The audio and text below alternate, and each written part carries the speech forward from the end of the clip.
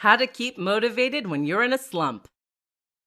Anyone can be productive and motivated when things are going well. When you're having a great day and you feel inspired, it can be very easy to set yourself down to work or to get outside and do a workout. The real challenge then is to remain productive when you don't feel good.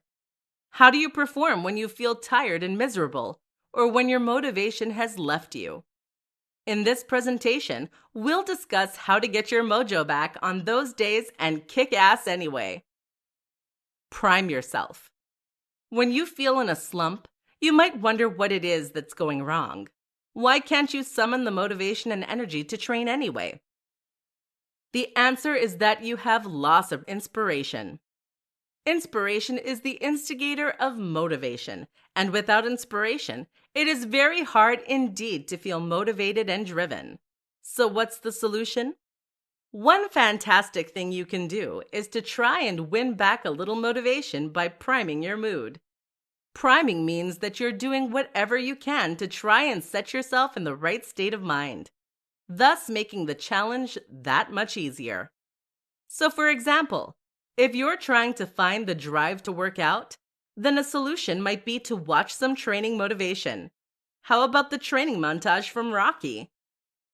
Likewise, if you're trying to set yourself down for a day of work on a project, how about taking a look at an example of a project that you really admire? A perfect example of the kind of thing you want to achieve. Set rewards. Another tip is to set yourself rewards. That means that you create targets to meet, and then you reward yourself only when you achieve those things. For example, you might say that you'll make yourself a cup of tea once you've answered X number of emails, or once you've written Y number of words.